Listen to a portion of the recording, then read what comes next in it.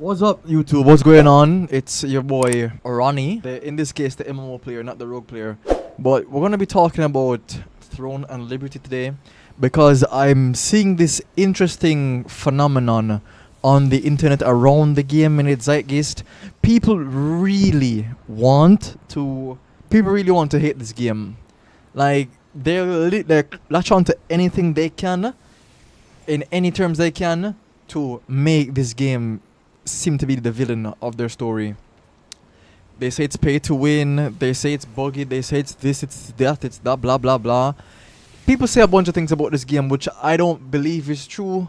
I don't even think they believe it's true. They're just saying it because they're bitter and they're angry. You know, MMO players are kind of cringe sometimes. But what I wanted to talk about today, right, specifically, was Lazy Peon's current video about the game, right?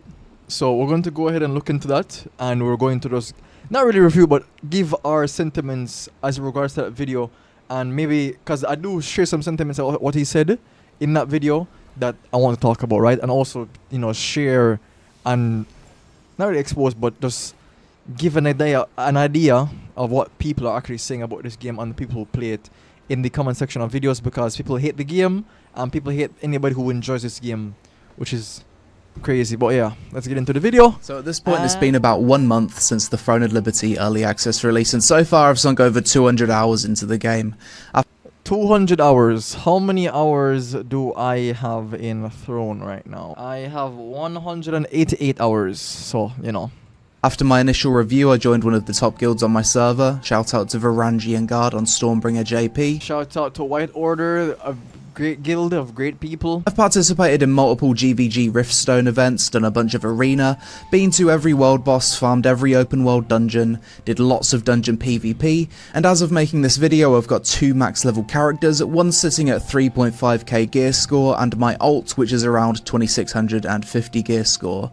So at this point I think it's fair to say that I have a full understanding of the game, which is why this video will be a bit of an addendum. I mean, there's more content to come, so I can't really say I have a full grasp of the game. Even with the game's current standpoints, there are some points of the game I just don't interact with, but I'm trying to get into, such as fishing and the amateur hogs. I just started doing those and cooking and stuff like that. To my previous review.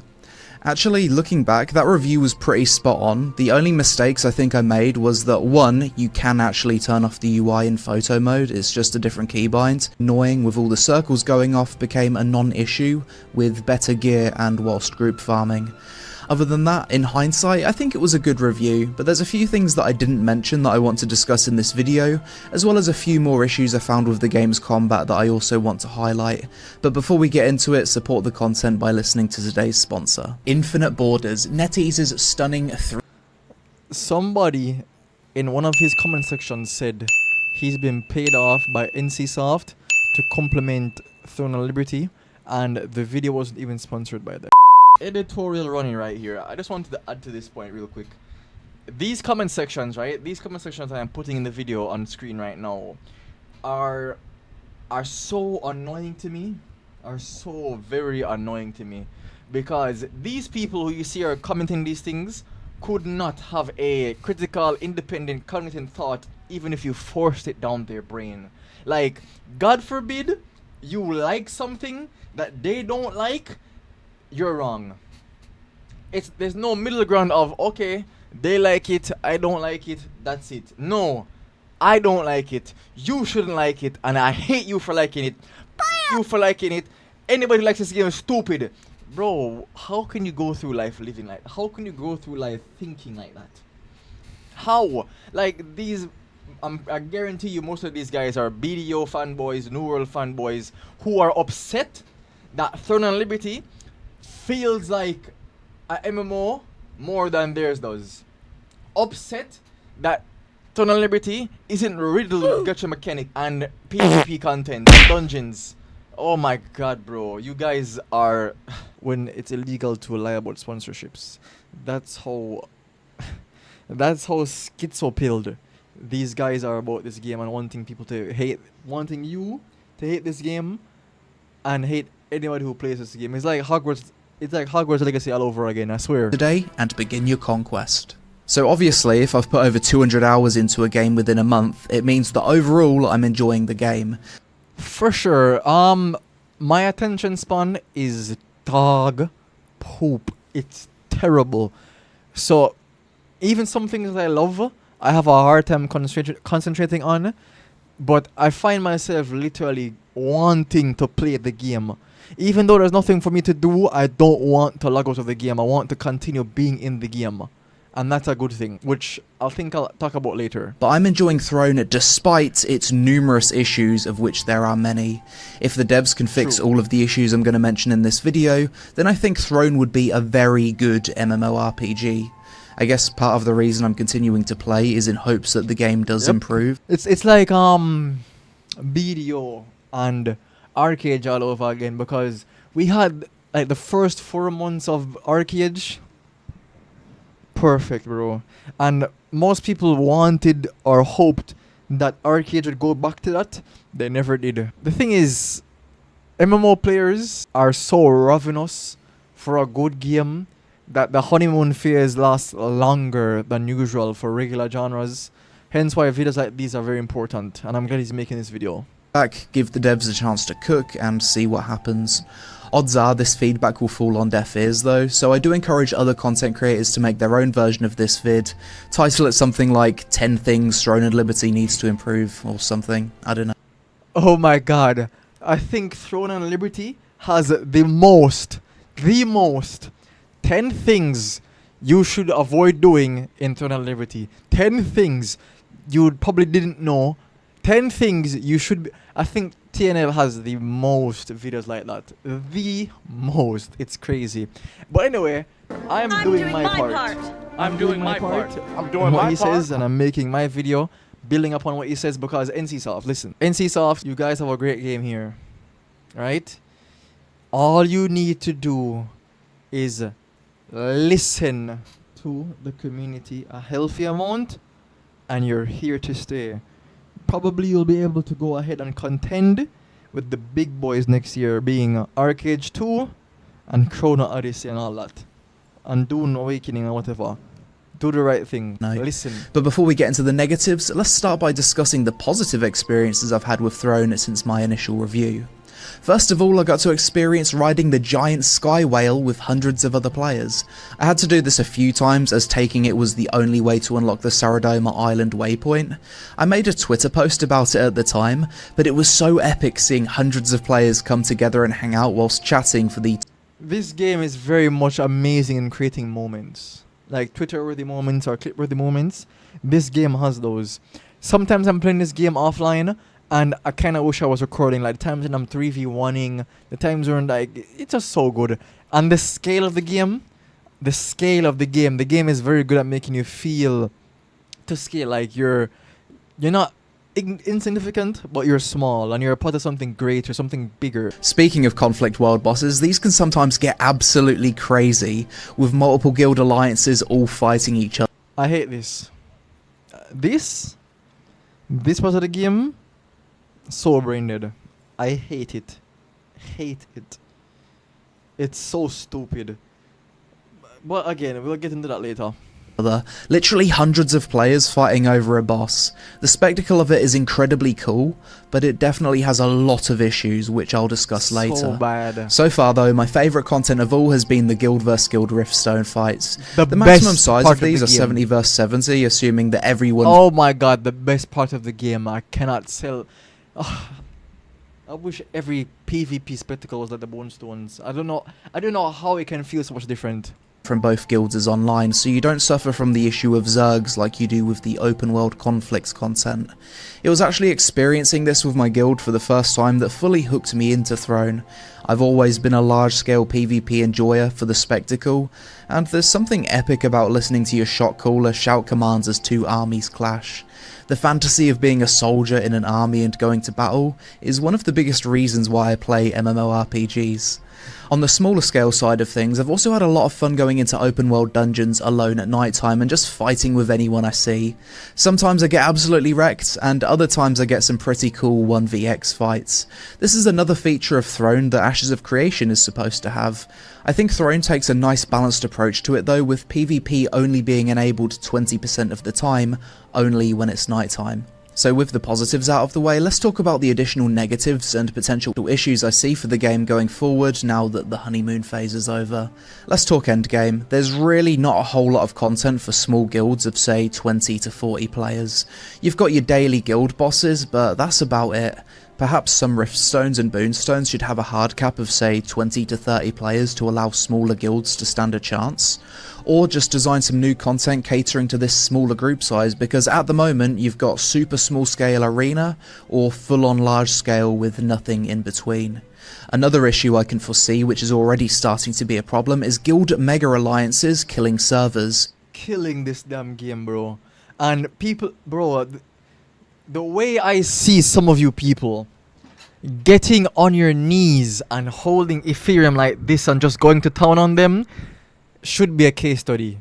Like, I don't know how you guys can do that. Like, sure, they're the biggest guild, but what they're doing is, in hindsight and in the long run, harmful for the game. It's not good for the game, because one of two things is going to happen. Either people are going to quit, or it's going to make the servers like one side versus one side, instead of one side versus 1 versus 2, 4, 5, 6. No, it's gonna be two big groups fighting each other instead of like 17 healthy groups fighting each other. That's not good for the game in the long run. Even though the official guild alliance limit is set to 4 guild alliances, many guilds are getting around this limit by marking additional allies as hostile.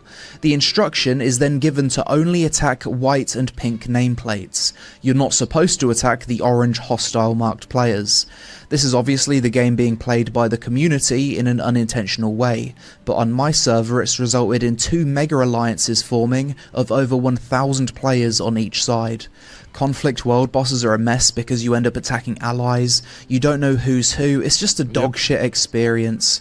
A problem that's been created by the community by deciding to create large zergs, or feeling like they have no choice but to join a zerg alliance to get loot. Exactly. I'm not. And here's the thing of how you could fix this, right? Take alliances out of the game.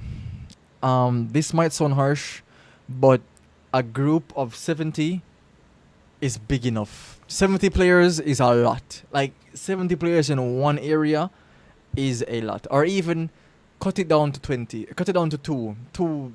You want another alliance, so make it 140, right? Or even, this is gonna be sound like a really crazy take, but cut down guilds overall to maybe 40 and no alliances.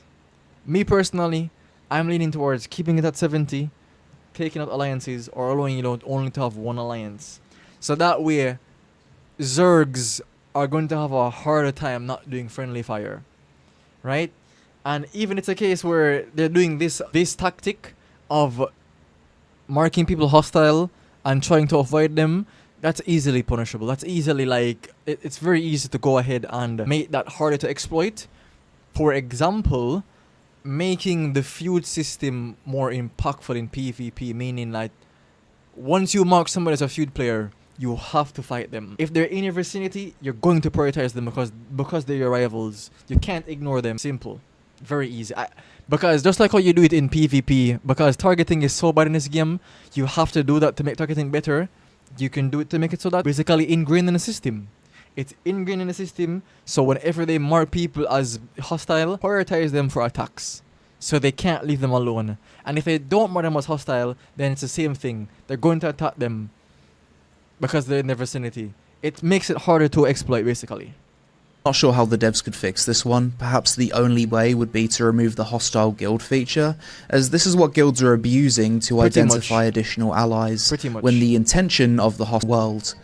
Me and Cannon discussed this issue on his recent podcast, and we couldn't really think of any good suggestions. Either way, I think what I just said is the fix. Make hostile player shenanigans, make it ingrained into the game to say, any player marked as hostile is your attacking priority. I.e., when you're in large-scale PvP like this, you will not be able to ignore them. You cannot ignore them. You're going to have to attack your teammates. And if you don't have it on, then it's the same thing. You're going to have to attack everybody. You can't just ignore them. Well, I say it's simple, but you have to see how it works out, basically. So, yeah. I think the devs need to do something to ensure that players can't find any sneaky ways to go beyond the 4-guild alliance cap. The game just stops working, and fights aren't even fun when it's devolved into who has the biggest zerg. Not fun anymore. And finally, botting. Lots of bots have started to pop up. To be fair, yes, I've seen a lot of bots, but I will give TNL credit for being one of the games that really tackle bots quickly. Like, quickly, they jumped on that quickly. I appreciate that. So I'm seeing less bots. Some of them are in top guilds, botting for guild rank. The Chinese guilds on my server, called Watt and WD, are notorious for this. They need to be permabanned ASAP. Next, I'm just going to list everything wrong with the combat in Throne, because there's even more stupid design that I've discovered since my... I hope he says, for one, I hope he says, why is it in instance PvP, when you die, do you not why aren't you reborn in with full health and full mana? Why are you being reborn with half health and half mana? What's the point of that? And why are you going back to a town to remove a debuff for instance PvP, like Dominion and stuff like that? That should be death what's it called again? The death debuff should only be given to you in open world PvP, like stuff like maybe the Boonstone, maybe the the nighttime PvP, but instance PvP, like the Dominion and the Guild dynamic events, those should not have that. You should also be reborn there, full HP, good to go. And probably the Boonstone, you should also be born with full HP. Full HP, but you're set back to the town, so that way you can have better control of over the Boonstone. That's fair. But everything else, it's so annoying. Even in arena, why am I dying in arena and going back to the full game with half health? What? And why am I, when I'm sent to arena, with half health? Why am I not healed? Anyway, let's see what happens. Previous review.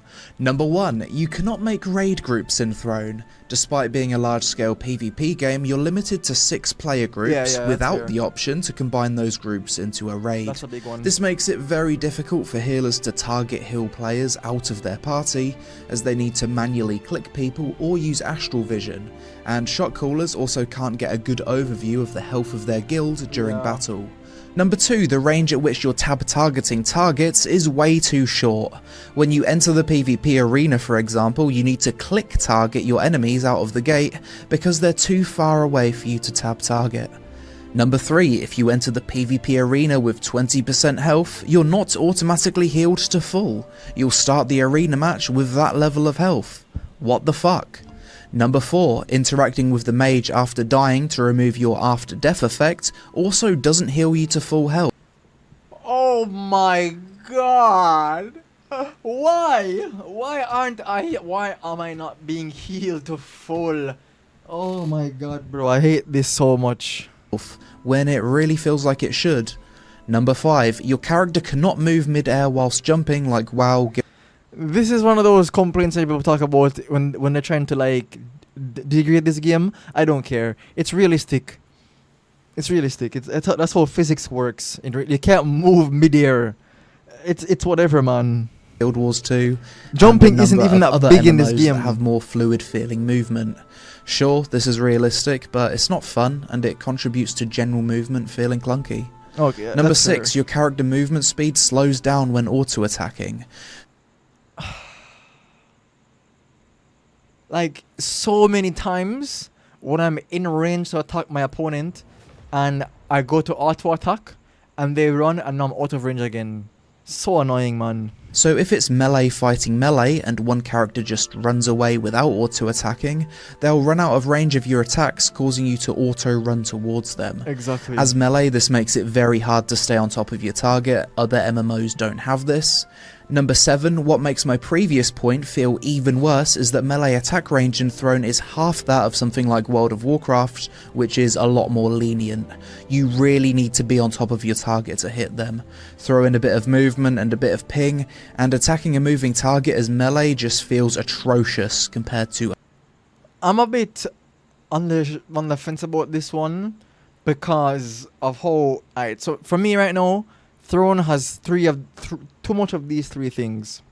Too much damage, too much CC, too much mobility.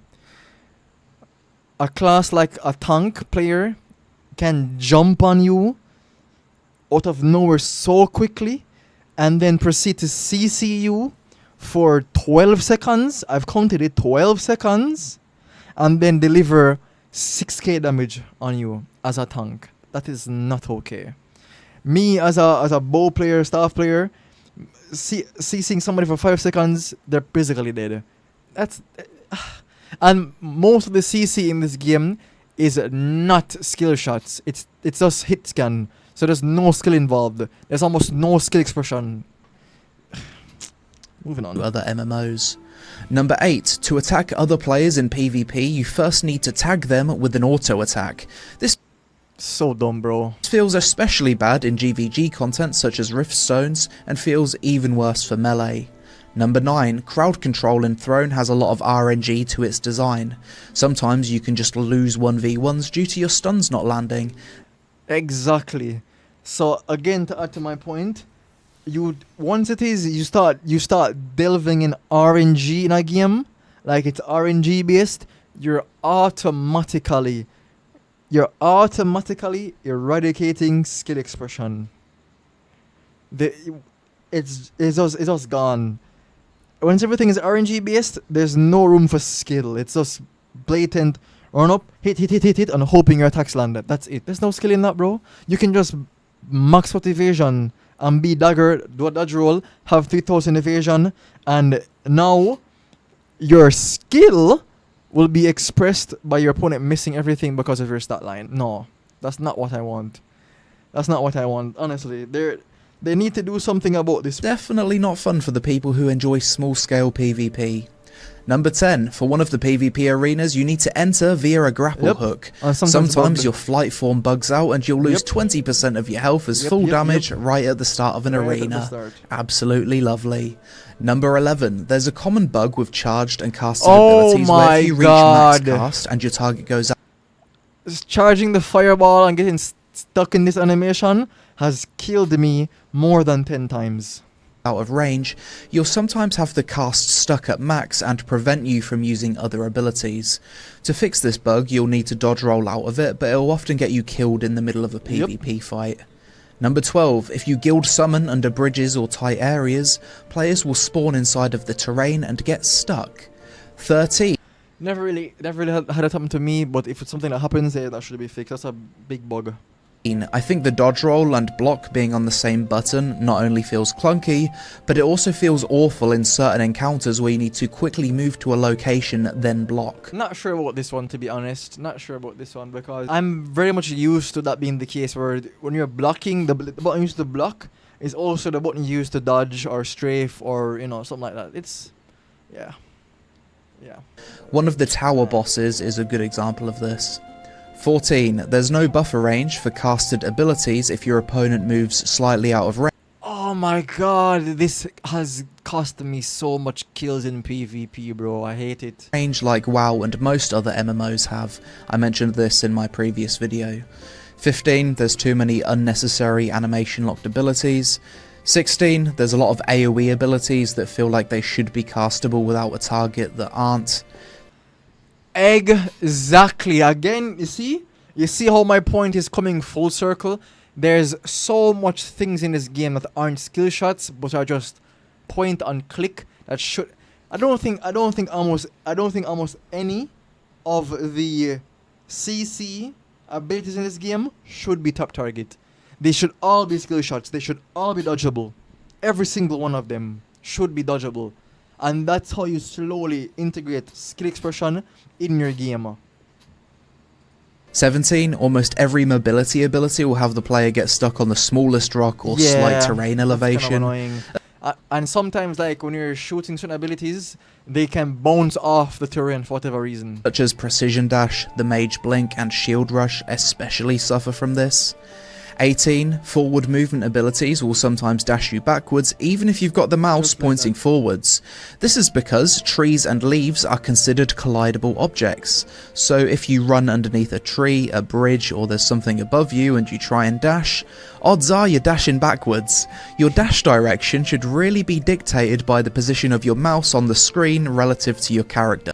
Or if you're playing action mode, it should be working off your keys. But it isn't. Or who you're talking 19. Other MMOs allow you to use your mobility abilities to dash over gaps, but in Throne you cannot do this. Skill expression. These things integrate skill expression when you're able to do these things by losing the turn to your advantage. Character just stops at the edge. 20. Targeting in this game is visually awful. The target indicator just blends in with Targeting in a whole in this game is awful. the nameplates, especially in large-scale PvP. 21. In some PvE encounters, the Q block timing is actually different to the reality of when you need to block. There's 2 bosses in the tower, for example, that if you block when the game tells you to block, you'll get stunned. You actually need to delay the block until after the circle, which feels incredibly inconsistent from what the game teaches you from the start. Unpopular opinion, but I think the block mechanic should be on players. Maybe a bit more subtle, but you know, like how you have that little thing on the bosses that show you that you should block, that should be on players. Not gonna lie, that would make PvP so much. You have to, like, the attention you have to pay to your opponent, because there's this thing called fury attacks that you can block in the game, but the game doesn't really tell you that pertinently. So I think that block mechanic should be a bit more explored for PvP and more like shown for PvP. 22. The camera zoom in effect upon exiting Flight Morph is horrible. 23. Devastating Smash is a bugged ability, as it can be cancelled with the Q block to be an instant ranged A. Which is another problem as to why this game needs more skill shots and less top targets. AoE stun with no counterplay. Additionally, Devastating Smash doesn't allow you to jump from high ground to low ground when really it feels like it should. 24. Flash Wave and Tornado sometimes don't follow the contour of the terrain, causing it to miss targets above and below. 25. The grapple hook feels inconsistent, clunky, and locks you in animation, yet it's implemented in so many encounters. 26. General movement throughout the world in Travel Morph is buggy at times, especially in bumpy terrain. Take morphs out the damn game, bro. Take more, or change them. Make the eagle be like a glider that you hold onto with your hand or something like that, bro. Jeez, You'll man. get stuck on pixels, get desynced back and forth, and it's hard to tell what rocks you can and cannot jump on. Silus's Abyss, 6th floor, is a good example of a place with shit terrain that you'll always desync on. And 27, there's no option to RP walk in Throne. Why? Every MMO allows you to RP walk except this game. Let me walk, damn it. Overall, Throne of Liberty is a game that I really want to see improve. There's things this game does that I absolutely love, such as the open world, the massively multiplayer spectacle moments, and the giant open world dungeons, but there's also some things that I absolutely hate, such as the long list of things I mentioned earlier. Like I said, it'd be cool to see other content creators make feedback videos like this to hopefully get through to the devs and improve the game. Also, leave your comments below this video on things that you would like to see improved too. Hope you enjoyed the vid. If you did, then please help us out with a like for the algorithm. Social media on screen. Thanks for watching, and I'll see you in the next one. Great video. To go ahead and add to his points, Throne, again, it holds my attention. Not many games can do that. My attention is pretty right, so it doing that, it's onto something. So let me go ahead and add some points of some stuff that I would like to see changed, right? I mentioned something before, but here are some other ones. I don't like the fact that my progress is being time gated. The dungeon contract tokens, either there should be a way to increase this, or make it infinite, or be a way to earn some more. Just like you can earn abyssal contract tokens, I think there should be a way to earn dimensional contract tokens. For example, with the world bosses or the dynamic events, maybe these could give you like 1,000 more dimensional contract tokens, so that way players are incentivized to do them, and also it's a case where there's more rewards for the open world stuff. You're more incentivized to do open world stuff. I go home from work. Sometimes I get home from work, I just breeze through all my stuff.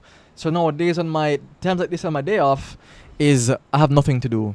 All my stuff is empty. I can't do anything.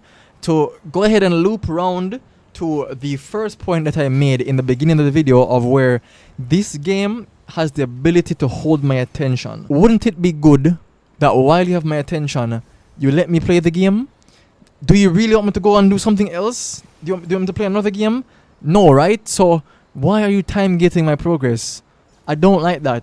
You don't have to make it infinite or whatever, blah blah blah. But please, do something. Again, you could put some rewards on these dynamic events that gives you like 1,000 of this every time you complete one, which would then in turn create a cycle of content that would incentivize complement each other. You do dynamic events to get dungeons. You get dungeons to get Lucent. You get Lucent to progress, and around and round and round and round you go.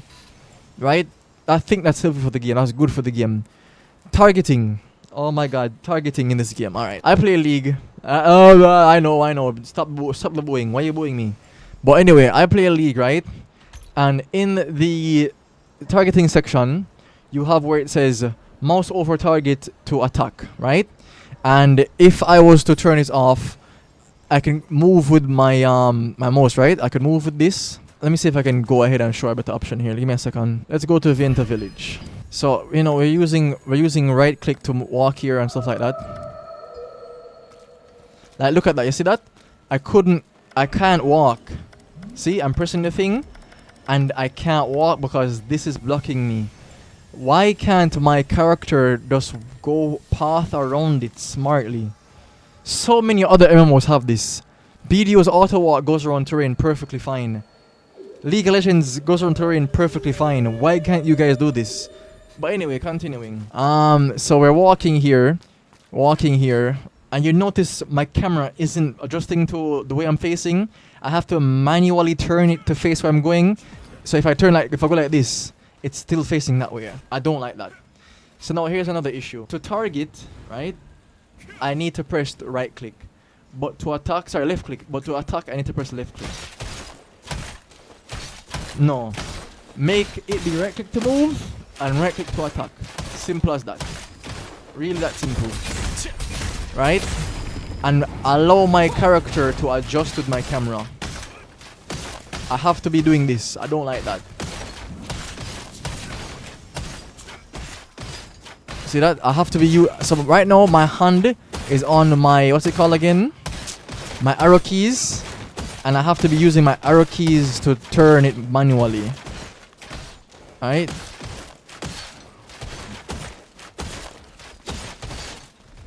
If they could somehow make that kind of gameplay more fluid and be more like League of Legends or Dota like, or isometric MOBA like. I don't know if they did that in Diablo. I would love that, and it would make it feel a lot better for me as personally. I'm not sure how much people will share the sentiment, but it's whatever. Targeting. Give me an option to turn off the ability to target my teammates. I don't want to be able to target my teammates. So many times in PvP where my teammates are stacked on an opponent and I can't target my opponent to attack them, and if I don't do that, then I won't be able to attack. Why?